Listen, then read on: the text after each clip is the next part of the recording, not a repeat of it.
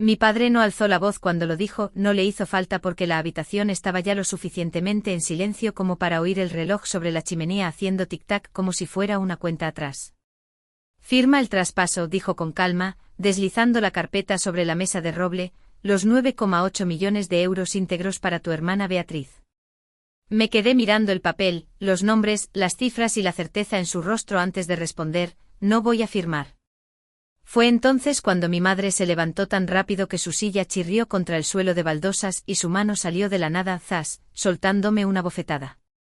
No tienes elección, gritó ella, pero el abogado, el señor Castillo, la miró fijamente y dijo, señora, ¿sabe usted quién tiene realmente? A lo que mi padre estalló gritando, ¿saber el qué?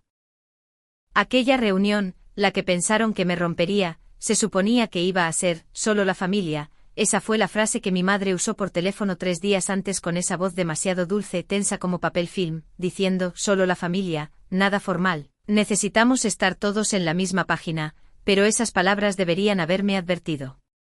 Cuando llegué a la entrada del chalet de mis padres aquel domingo por la tarde, la calle ya estaba llena de coches, el Lexus de mi tía, la vieja furgoneta de mi tío y 2 berlinas que reconocí de la gente de la parroquia. El tipo de reunión que no ocurría a menos que algo importante o feo estuviera a punto de anunciarse. Dentro de la casa olía a friegasuelos de limón y a pollo asado, habían sacado la vajilla buena y las sillas plegables bordeaban las paredes del salón mirando hacia la larga mesa como una audiencia esperando un veredicto. Conté rápidamente 23 personas, tal vez más, suficientes testigos para asegurar que nadie pudiera afirmar luego que había entendido mal. Mi hermana Beatriz estaba sentada cerca del centro con las manos cruzadas pulcramente en su regazo, vestía pantalones de pinzas color crema y una blusa azul suave, el tipo de atuendo que decía, soy razonable y responsable, y su marido estaba sentado a su lado con una mano descansando posesivamente en el respaldo de su silla. Ella sonrió cuando me vio, la misma sonrisa tensa que había llevado toda nuestra vida, educada, cuidadosa y victoriosa, así que tomé asiento cerca del final de la mesa, pegada a la pared por vieja costumbre, pues aprendí joven a mantenerme fuera del centro de atención. Mi padre estaba de pie en la cabecera de la mesa, con la espalda recta, con ese aire de mando que siempre tenía cuando creía que estaba haciendo lo correcto, y a su lado estaba un hombre al que reconocí de inmediato, el señor Castillo, el abogado de la familia, con canas, traje impecable y un maletín de cuero descansando a sus pies como un signo de puntuación, y fue entonces cuando supe que esto no era solo la familia. Mi madre merodeaba cerca de la puerta de la cocina, con los brazos cruzados y los ojos agudos por la anticipación, no se sentaba, caminaba de un lado a otro, siempre lo hacía cuando pensaba que el control podía escapársele. Gracias a todos por venir, comenzó mi padre con su voz llenando la sala sin esfuerzo, esto no llevará mucho tiempo, y Beatriz miró a su alrededor asintiendo como si fuera ella la anfitriona. Mientras algunos parientes murmuraban con aprobación y alguien soltaba una risita, noté con qué facilidad todos se inclinaban hacia ella, lo natural que parecía. Mi padre deslizó una carpeta gruesa sobre la mesa hacia mí, deteniéndose justo antes de mis manos, y dijo, hemos estado revisando los activos familiares y tras pensarlo mucho, tu madre y yo hemos decidido que lo mejor es simplificar las cosas.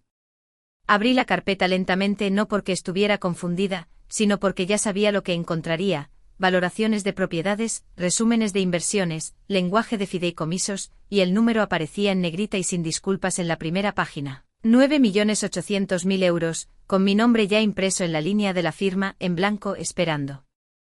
Firma el traspaso, dijo mi padre mirándome finalmente a los ojos, todo para tu hermana. Una onda se movió por la habitación, no de sorpresa, sino de alivio, pues este era el final que habían ensayado. Sentí mi pulso firme en lugar de acelerado, años en el ejército hacen eso contigo, cuando las cosas se ponen ruidosas tú te callas. No voy a firmar, dije y las palabras no fueron dramáticas, no necesitaban serlo. La sonrisa de Beatriz parpadeó solo por un segundo, pero mi madre reaccionó primero, abalanzándose hacia adelante y tirando su silla, con la cara enrojecida por algo más profundo que la ira, y su mano conectó con mi mejilla antes de que tuviera tiempo de moverme, el sonido fue agudo, definitivo.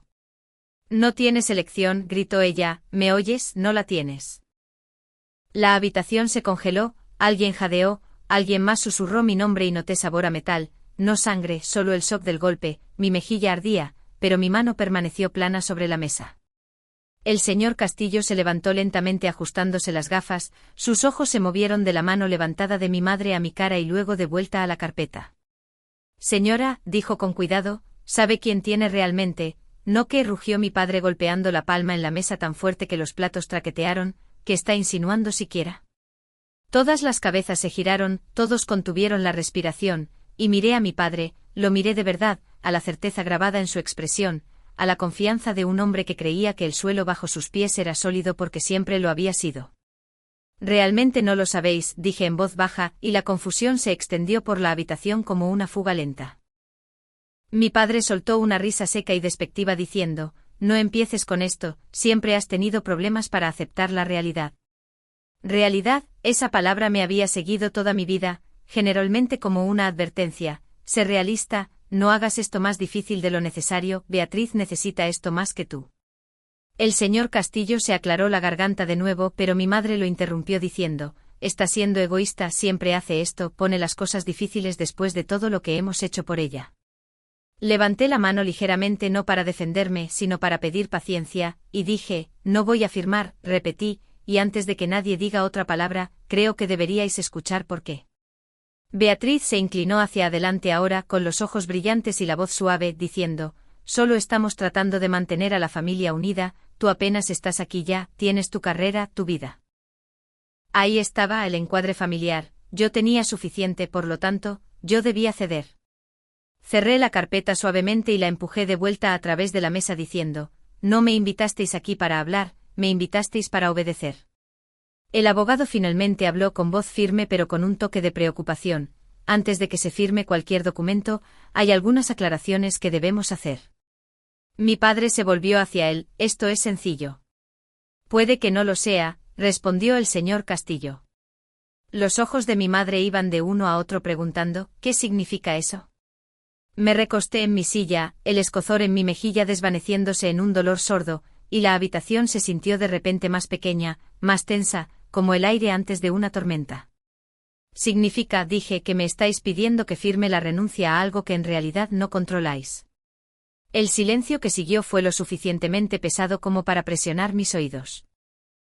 Mi padre me miró apretando la mandíbula y dijo, ¿estás confundida? No, dije, estoy preparada. Beatriz negó con la cabeza, riendo nerviosamente, esto es ridículo. ¿Lo es? Pregunté y me levanté lentamente con cada movimiento deliberado. Antes de ir más lejos continué, todos deberíais entender cómo hemos llegado aquí, porque esta historia no empezó hoy, y no empezó con dinero. Miré alrededor de la habitación a las caras que me habían visto crecer y habían decidido hace mucho tiempo qué papel se me permitía jugar. Empezó hace años, dije, cuando aprendí lo que le pasa a la hija que todos asumen que estará bien.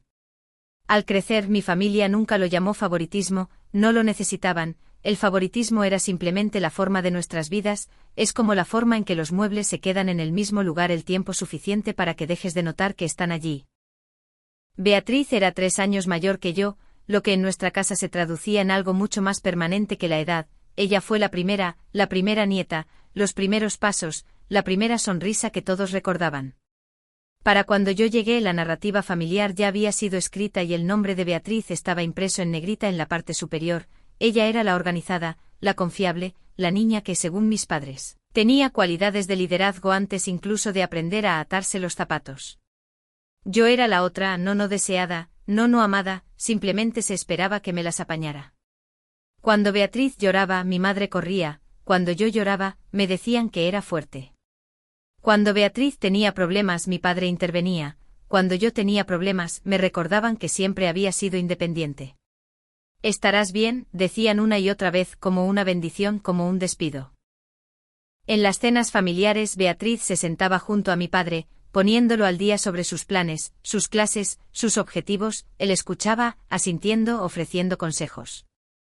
Cuando yo hablaba, las conversaciones se pausaban cortésmente y luego volvían a donde habían estado. Aprendí temprano que la atención era una moneda que yo no tenía. En el colegio las notas de Beatriz iban a la nevera, las mías a un cajón. En el instituto cuando ella se unió al consejo escolar, mis padres reorganizaron sus horarios para asistir a las reuniones, cuando yo me clasifiqué para una competición académica, mi madre sonrió y dijo «Qué bien, cariño», antes de recordarme que Beatriz tenía entrenamiento. No era crueldad, eso es lo que lo hace difícil de explicar a la gente que no creció así. No había portazos ni gritos, solo 1000 pequeñas recalibraciones donde mis necesidades se ajustaban a la baja para dejar espacio a las suyas. Beatriz necesitaba un coche nuevo para la universidad, yo iba en autobús, Beatriz cambió de carrera 2 veces, mi matrícula venía con un recordatorio de estar agradecida. Beatriz volvió a casa después de graduarse para encontrarse a sí misma. Cuando yo me quedé en casa demasiado tiempo después del bachillerato, mi padre preguntó cuándo planeaba hacer algo real. Me uní al ejército a los 22 años. La gente asume que fue una vocación, un sueño, algún despertar patriótico, pero no lo fue, fue una salida. El día que firmé mis papeles de alistamiento, mi padre me estrechó la mano como si hubiera aceptado un trabajo en una fábrica al otro lado de la ciudad. Buenos beneficios, dijo, estructura. Beatriz me abrazó y susurró que ella nunca podría hacer eso, como si eso la hiciera mejor. La instrucción básica me despojó de todo y me reconstruyó pieza por pieza. Los gritos no me molestaban, había crecido traduciendo el tono en supervivencia. Lo que me sorprendió fue lo claro que era todo. En el uniforme el esfuerzo importaba, la precisión importaba, la documentación importaba.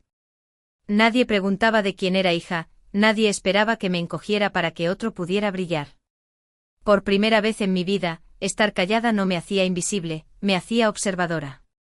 Aprendí cómo funcionan realmente los sistemas, cómo una firma faltante podía detener una operación entera, cómo los números contaban historias si prestabas atención el tiempo suficiente, cómo las reglas existían no para controlar a la gente, sino para evitar que el caos fingiera ser orden.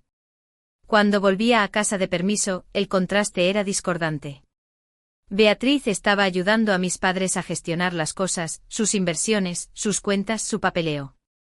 Mi padre presumía de ella ante cualquiera que quisiera escuchar. Tiene cabeza para los negocios, decía, igual que yo. Nadie preguntaba qué hacía yo en el ejército, y cuando lo hacían, dejaban de escuchar a mitad de la respuesta.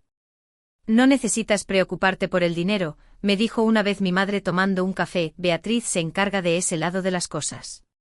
Esa fue la primera vez que noté la frase ese lado de las cosas, como si las finanzas fueran un rasgo de personalidad, como si la responsabilidad pudiera asignarse por orden de nacimiento. La única persona que nunca hablaba así era mi abuela, Leonor, la madre de mi padre. Ella vivía sola en una casa modesta con suelos que crujían y vistas a un callejón trasero, no a la costa. Ella observaba todo y comentaba muy poco. Cuando la visitaba, me hacía preguntas reales, no educadas. ¿Qué estás aprendiendo?, preguntaba, ¿qué notas que no tiene sentido para ti? Una vez, mientras revisábamos viejos archivos familiares en la mesa de su cocina, deslizó una pila de documentos hacia mí y dijo, dime qué ves. Lo hice, números que no cuadraban, fechas que saltaban, transacciones que parecían ordenadas en la superficie pero incorrectas por debajo. Ella asintió una vez lentamente, eso es lo que pensaba. Nunca acusó, nunca explicó, simplemente archivó los papeles y dijo, algunas cosas son más claras para las personas que no están desesperadas por ser admiradas. No lo entendí entonces, no del todo, pero pasaron los años y los patrones tienen una forma de agudizarse con la distancia. El estilo de vida de Beatriz se volvió más caro de lo que su salario podía justificar. Las historias de mis padres sobre sus activos cambiaban dependiendo de quién estuviera escuchando. El papeleo siempre se manejaba, las preguntas eran siempre innecesarias. Y yo seguí siendo lo que siempre había sido, el plan de respaldo, la que asumían que se adaptaría hasta el día en que me pidieron que renunciara a 9,8 millones de euros como si fuera un libro de la biblioteca devuelto con retraso.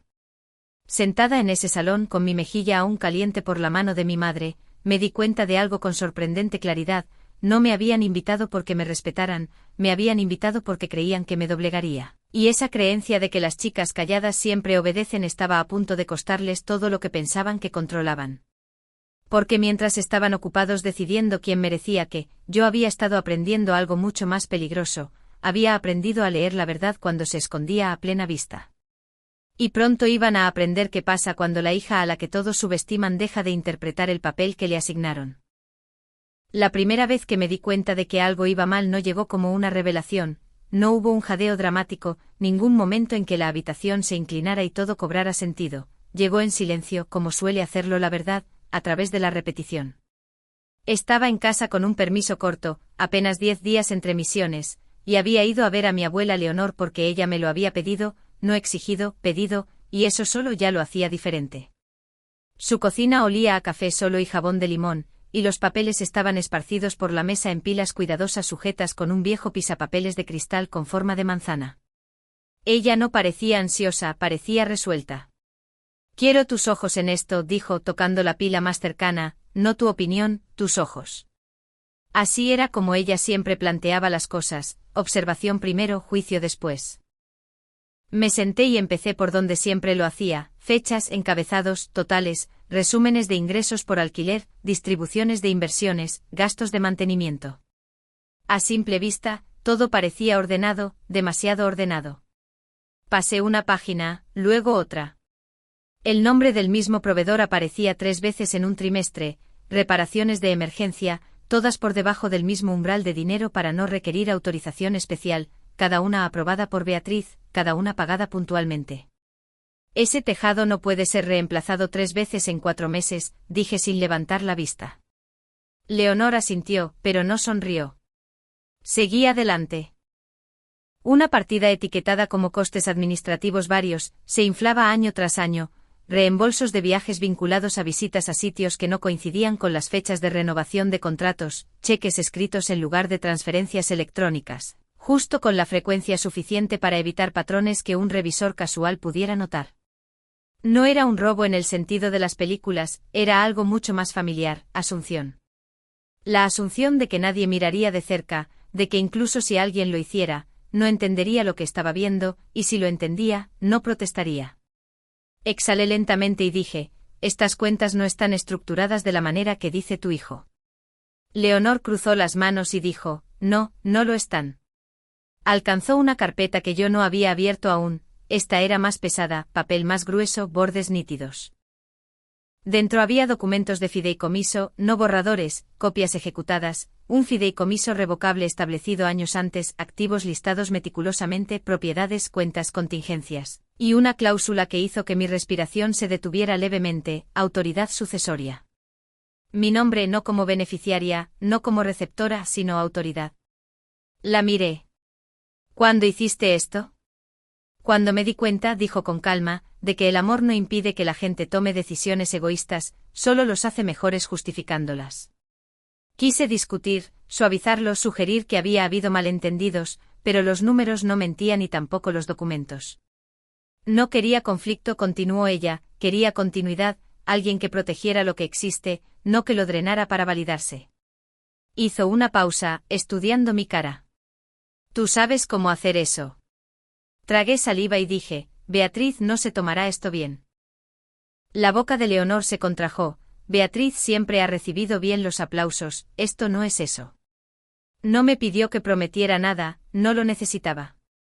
En su lugar, cerró la carpeta y la deslizó hacia mí, guarda copias, dijo, y guarda silencio. Hice ambas cosas. Durante el siguiente año presté atención de una manera que nunca antes había hecho, no porque buscara traición, sino porque finalmente entendía el idioma que se hablaba a mi alrededor. Cuando mi padre presumía del portafolio familiar, siempre hablaba en estimaciones, números redondeados, totales convenientes. Cuando Beatriz hablaba de gestionar activos, se centraba en resultados, no en procesos, crecimiento, expansión, estilo de vida. Nadie mencionaba gobernanza, supervisión, salvaguardas, excepto Leonor y yo. Cuando Leonor falleció 18 meses después, el dolor me golpeó de lado. Ella había sido el único lugar en mi familia donde no tenía que traducirme a mí misma. Perderla se sintió como perder la gravedad. El funeral fue digno, controlado. Todos elogiaron su previsión, su generosidad, su devoción a la familia. A la mañana siguiente mi madre llamó, deberíamos hablar sobre los activos, dijo suavemente, no sobre Leonor, sobre los activos. Decliné educadamente, firmemente.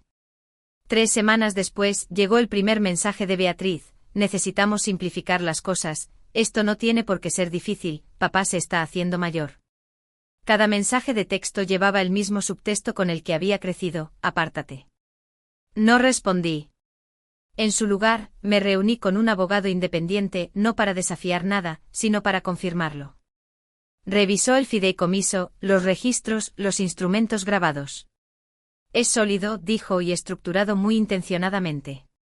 ¿Quién puede cambiarlo?, pregunté. Nadie respondió, no sin tu cooperación. Ese fue el momento en que el peso se asentó en mi pecho, no triunfo, no miedo, sino responsabilidad. No estaba sosteniendo dinero, estaba sosteniendo un límite que alguien más había construido y confiado en mí para hacer cumplir. La invitación a la reunión familiar llegó 2 semanas después, envuelta en cortesía y presión. Solo necesitamos claridad por la paz, por la familia. Para entonces yo entendía algo que ellos no. Ellos creían que estaban negociando, no se daban cuenta de que la negociación ya había terminado hace años con firmas que nunca se molestaron en leer. Sentada en ese salón con la ira de mi madre aún vibrando en el aire y mi padre exigiendo respuestas que no estaba preparado para oír, me sentí extrañamente tranquila porque finalmente sabía lo que decían los números, y sabía exactamente cuándo dejarlos hablar. La presión no llegó toda de golpe, nunca lo hace, se filtra lentamente disfrazada de preocupación envuelta en un lenguaje que suena a cuidado si no escuchas atentamente. Después del funeral de Leonor, mis padres de repente querían hablar más, no sobre el duelo, sino sobre logística, sobre responsabilidad, sobre lo complejas que se habían vuelto las cosas. Mi madre llamó 2 veces en una semana, dejando mensajes de voz que comenzaban todos igual: solo estamos preocupados por ti. Luego venía el giro: Beatriz ha estado cargando con tanto.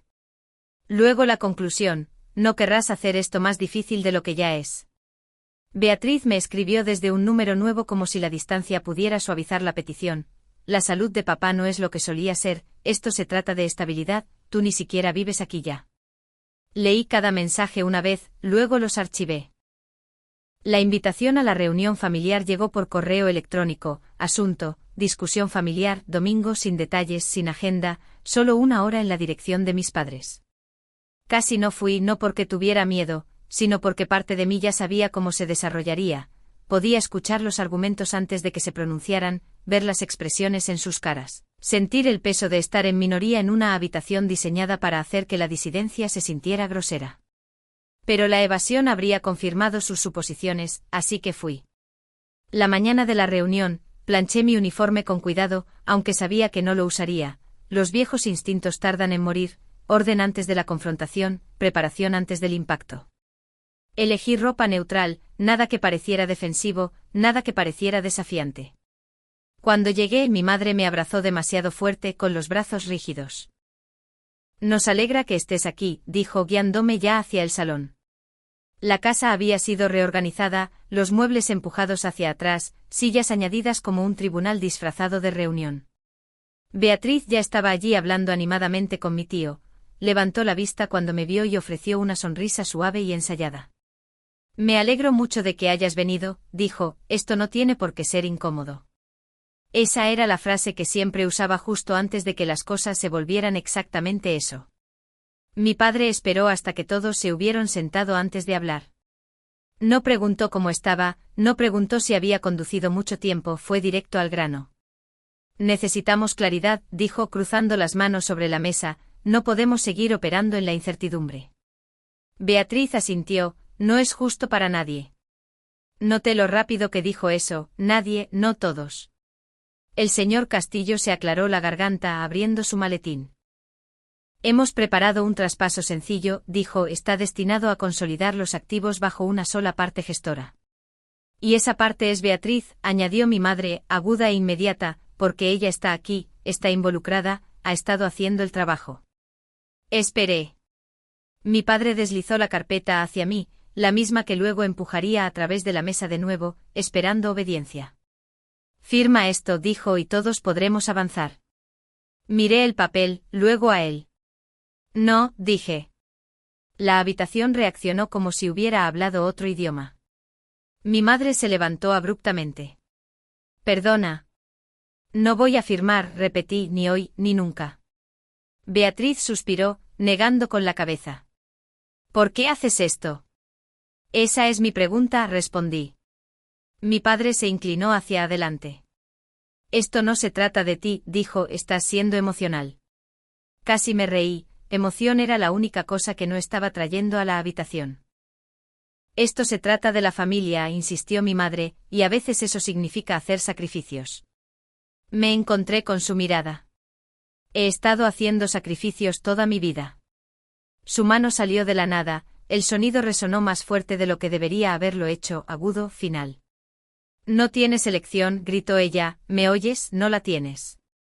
Alguien jadeó, alguien más se levantó a medias, inseguro de si intervenir. Yo no me moví. El señor Castillo se levantó de su silla, con la preocupación grabada en su rostro. Señora, dijo con cuidado, antes de que esto vaya más lejos, hay algunas cosas que debe entender. Mi padre golpeó la mesa con la palma. No, espetó, esto termina ahora. El señor Castillo vaciló, luego me miró.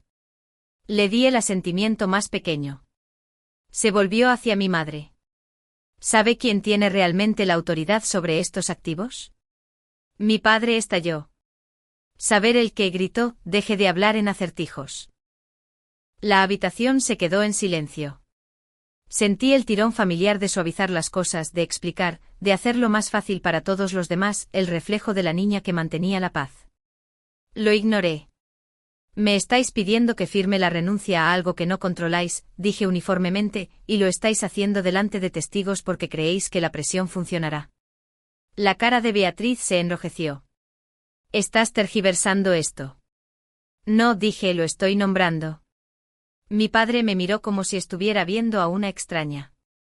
¿Crees que eres más lista que nosotros? Creo que nunca pensasteis que necesitabais tener cuidado, respondí. El señor Castillo cerró la carpeta lentamente. Necesitamos una pausa, dijo, hay realidades legales aquí que manejaremos nuestros asuntos familiares nosotros mismos, espetó mi madre. Me levanté entonces no para irme, sino para cambiar el equilibrio de la habitación. Si queréis entender lo que está pasando realmente, dije, deberíais escuchar a vuestro abogado. La voz de mi padre bajó, peligrosa y controlada. ¿Y si no lo hacemos? Entonces seguiréis tomando decisiones basadas en suposiciones, respondí, y las suposiciones no se sostienen muy bien cuando hay papeleo de por medio. Nadie habló. Miré alrededor de la habitación a las caras que me habían visto crecer, que habían acordado sin rechistar que Beatriz debía liderar y yo debía ceder. No he venido aquí a pelear, dije, he venido porque me invitasteis, pero no seré acorralada. Cogí mi bolso, descansándolo a mis pies. Si queréis continuar, añadí, podemos ser honestos. Fue entonces cuando lo vi en los ojos de mi padre, no ira, miedo, porque por primera vez entendía que algo fundamental había cambiado y no tenía idea de cuán por delante estaba yo ya. El silencio tiene peso cuando suficiente gente está conteniendo la respiración, presiona contra tus oídos, tu pecho, el espacio entre las palabras. El salón se sintió más pequeño entonces, como si las paredes se hubieran inclinado para escuchar. Mi padre se rompió primero. Si no vas a firmar, dijo lentamente, entonces dinos qué crees que sabes. No respondí de inmediato. En su lugar, me agaché y subí mi bolso a la mesa. No fue dramático ningún golpe, solo el suave ruido de la lona contra el roble. Lo abrí con cuidado y saqué una carpeta delgada e ignífuga, gris carbón con un cierre de metal. Clic, el sonido cortó la habitación más agudo que la bofetada de mi madre. Beatriz se reclinó en su silla. ¿Qué es esto?, preguntó, tratando de sonar divertida. ¿Hablas en serio ahora? Los ojos del señor Castillo se fijaron en la carpeta, no habló pero algo en su postura cambió. Los abogados conocen ese sonido, el sonido de la preparación. No he traído opiniones, dije, he traído registros. Abrí la carpeta y deslicé el primer documento sobre la mesa. No lo anuncié, dejé que el papel hablara por sí mismo. El señor Castillo se inclinó hacia adelante ajustándose las gafas, leyó en silencio al principio con los labios moviéndose apenas, luego frunció el ceño. Esto es un fideicomiso registrado, dijo lentamente. Mi padre se burló, ya tenemos un fideicomiso. El señor Castillo no levantó la vista, no como este. Puse el segundo documento, luego el tercero. Cada uno alineado cuidadosamente con los bordes cuadrados como me habían entrenado a hacer. La sonrisa de Beatriz se desvaneció. Te estás poniendo en ridículo, dijo, ni siquiera entiendes. Beatriz, interrumpió el señor Castillo en voz baja, por favor, deja de hablar. Eso solo aturdió a la sala. Él cogió el documento superior comprobando el sello del registro, el número de grabación, la fecha, y luego pasó a la página de firmas. Mi nombre no estaba en la línea que me habían pedido firmar hoy, ya estaba allí. La voz de mi madre tembló. Eso no significa nada. Leonor era vieja, ella no sabía. Sabía exactamente lo que estaba haciendo, dijo el señor Castillo más tajante ahora. Esto fue ejecutado hace años, correctamente, con testigos, con asesoramiento independiente. Mi padre se levantó tan rápido que su silla cayó hacia atrás. No, dijo, eso no es posible. Deslicé una página más hacia adelante. Esta lo explica. Era una designación de autoridad. Clara, inequívoca. Beatriz se abalanzó hacia adelante tratando de agarrar los papeles. Esto es falso. El señor Castillo le atrapó la muñeca en el aire. No toque eso. Ella se congeló. Él se volvió hacia mis padres. ¿Saben quién tiene realmente la autoridad de toma de decisiones sobre estos activos?, preguntó de nuevo con su voz tranquila pero final. Mi madre abrió la boca, pero no salió ningún sonido. La cara de mi padre se quedó sin color. Somos los padres, dijo débilmente, son activos familiares. El señor Castillo negó con la cabeza. No lo son. Me miró entonces no como a su hija sino como a su cliente. Usted es la autoridad actuante. Siempre lo ha sido. La habitación estalló. Mi tía susurró, oh, Dios mío. Alguien más murmuró, eso lo cambia todo. El marido de Beatriz se levantó retrocediendo como si el suelo se hubiera agrietado bajo sus pies. Beatriz, dijo en voz baja, dijiste que esto estaba resuelto. Mi madre se apretó las manos contra la boca, con los ojos muy abiertos. Planeaste esto, me susurró a nuestras espaldas. No, dije, vosotros lo ignorasteis. Mi padre se volvió hacia mí, con la rabia parpadeando tras sus ojos. Dejaste que planeáramos esta reunión, acusó, dejaste que invitáramos a gente. Sí, dije uniformemente porque me dijeron que no tenía elección. La voz de Beatriz se quebró. Hiciste esto para hacerme daño. Finalmente la miré plenamente. No, dije, hice esto para pararte. La verdad se asentó lentamente de manera desigual, no como una bomba, sino como una niebla que se levanta. El señor Castillo reunió los documentos en una pila ordenada. No hay nada que transferir, anunció a la sala, los activos ya están colocados. No hay mecanismo legal para lo que están pidiendo. Mi padre se hundió de nuevo en su silla, con las manos temblando. Todo este tiempo, susurró, todo este tiempo pensamos. Supusisteis, dije suavemente. Beatriz negó con la cabeza, con lágrimas corriendo por su cara ahora. Esto no es justo. Me encontré con su mirada. Tampoco lo fue que me dijeran toda mi vida que yo no importaba. Mi madre me miró y entonces me miró de verdad, no como un problema, no como un obstáculo, sino como algo que no reconocía. Te criamos, dijo, nos debes. Cerré la carpeta y eché el cierre. Clic, no os debo mi silencio, respondí. Nadie discutió después de eso, no quedaba nada sobre lo que discutir, la verdad había tomado la palabra y no iba a ceder. Recogí mi bolso lentamente. Esta reunión ha terminado, dije, y también la asunción de que siempre me haré a un lado. Al girarme hacia la puerta sentí algo inesperado, no triunfo, no alivio, sino una certeza tranquila. Por primera vez en mi vida, el papel había hablado más alto que nadie en esa habitación, y todos lo habían escuchado.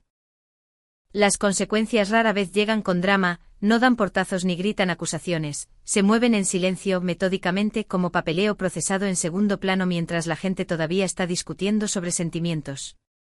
Salí de la casa de mis padres antes de que a nadie se le ocurriera detenerme. El sol ya estaba bajando, proyectando largas sombras a través de la entrada.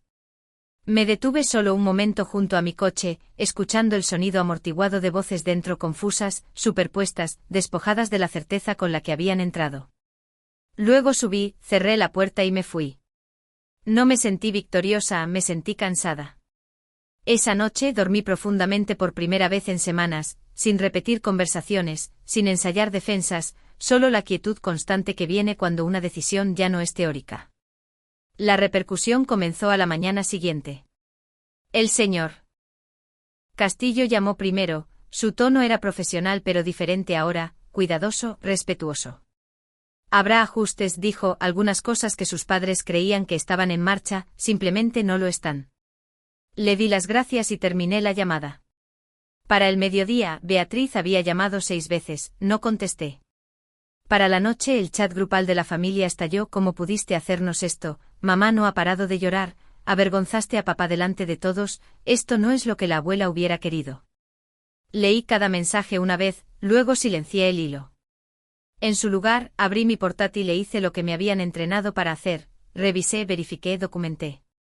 En 48 horas había contratado a una firma de gestión independiente para supervisar los activos, ni amigos, ni familia, profesionales sin inversión emocional y con un rastro de papel para todo lo que tocaban. Los inquilinos fueron notificados, los programas de mantenimiento se estandarizaron, las cuentas financieras se bloquearon con doble autenticación y protocolos de supervisión que hacían imposible el desfalco silencioso. Sin discursos, sin comunicados de prensa, solo estructura. El estilo de vida de Beatriz comenzó a desmoronarse casi de inmediato, tarjetas de crédito marcadas, cuentas congeladas pendientes de revisión, una retención temporal colocada sobre los gastos discrecionales en los que ella había llegado a confiar. Su marido se mudó en una semana, citando tergiversación, con el tono plano de alguien que ha descubierto que los cimientos de su vida estaban construidos sobre confianza prestada. Mis padres vendieron la casa de la sierra discretamente, luego el segundo coche, luego la colección de joyas de mi madre pieza por pieza en un corredor de bienes que ella una vez había despreciado. Se mudaron a un piso más pequeño cerca de la autovía, no pobres, no arruinados, solo reducidos. Me enteré de todo esto de segunda mano. No llamé, no me regodeé, no expliqué porque las consecuencias no necesitan narración. 2 semanas después de la reunión, llegó un sobre a mi apartamento con la letra de mi madre, cuidadosa, controlada. Dentro había una sola página, tenemos que hablar. Sin disculpas, sin acusaciones, solo la primera frase honesta que había ofrecido en años. No respondí, no todavía. En su lugar, seguí construyendo la vida que había pausado para sobrevivir a la confrontación, correr por las mañanas, plazos de trabajo, listas de la compra, cosas normales, el tipo de normalidad que nadie había esperado nunca que yo priorizara. Cuando Beatriz finalmente me acorraló fuera de mi edificio, parecía más pequeña, más delgada, menos segura. Lo arruinaste todo, dijo con la voz ronca. Me encontré con sus ojos. No respondí, tú simplemente nunca planeaste rendir cuentas. Ella se rió con amargura, siempre piensas que eres mejor que nosotros. Negué con la cabeza, pienso que he terminado de ser más callada para que tú puedas ser más ruidosa. Ella se alejó sin otra palabra. El silencio que siguió no estaba vacío, estaba lleno de límites. Pasó un mes, luego otro. La vida se estabilizó. Los activos ya no eran símbolos, eran responsabilidades, unas que yo llevaba con intención y distancia. Y entonces, una tarde mi padre llamó. No mi madre, no un mensaje de grupo, solo él. Me gustaría que nos viéramos, dijo con su voz desconocida, más baja, menos segura, si estás dispuesta. Lo consideré más tiempo del que esperaba, luego dije que sí, no porque le debiera un cierre, sino porque tenía curiosidad por saber cómo suena un hombre cuando su autoridad finalmente deja de funcionar. Nos reunimos en una cafetería de toda la vida a la que mi padre solía llevarnos cuando éramos niñas, con bancos de vinilo, una barra desgastada por décadas de codos y un café que sabía a quemado sin importar cuánta leche le echaras. Era el tipo de lugar donde el tiempo no avanzaba tanto como se asentaba. Él ya estaba allí cuando llegué, sentado con las manos cruzadas alrededor de una taza que no había tocado. Por un momento casi no lo reconocí, no porque pareciera más viejo, aunque lo parecía, sino porque faltaba algo esencial, la certeza, la asunción de que el mundo se organizaría alrededor de sus decisiones. Se levantó cuando me vio, vaciló, luego se volvió a sentar. Gracias por venir, dijo. Me deslicé en el banco frente a él y asentí. Dijiste que querías hablar. La camarera apareció, sirvió café sin preguntar y desapareció de nuevo.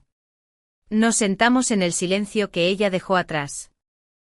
Me equivoqué, dijo mi padre sin preámbulos, sin calificativos, solo 2 palabras dichas como si hubieran estado sentadas en su lengua durante semanas. No respondí de inmediato, esperé. En mi experiencia, la gente a menudo se apresura a llenar el silencio cuando están incómodos, y yo quería escuchar lo que diría cuando nadie lo rescatara de él. Pensé, continuó lentamente, que mantener a la familia unida significaba decidir que era lo mejor para todos. Pensé que la autoridad era lo mismo que la responsabilidad. Miró hacia sus manos. Veo ahora que no lo es. Algo se aflojó en mi pecho, no perdón exactamente, pero alivio, el tipo que viene cuando una verdad finalmente se dice en voz alta.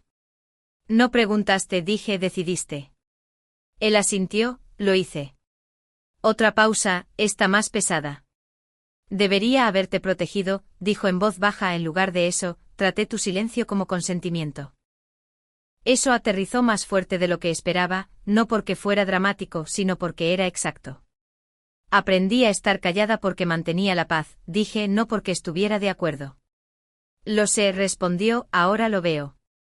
Hablamos durante casi una hora, no sobre dinero, no sobre documentos, sino sobre la infancia, sobre expectativas que se calcifican en roles, sobre lo fácil que es recompensar a la hija que refleja tu propia imagen y pasar por alto a la que la desafía simplemente por ser diferente. No me pidió que le devolviera los activos, no me pidió que suavizara nada, no me pidió que arreglara lo que se había roto, y eso importaba. Cuando nos levantamos para irnos, puso una mano tentativa en mi hombro. Estoy orgulloso de ti, dijo, debería haber dicho eso hace mucho tiempo. Asentí una vez, gracias. Fuera, el aire era fresco y limpio. El tráfico se movía constantemente por la carretera, indiferente a los ajustes de cuentas familiares y a las admisiones atrasadas.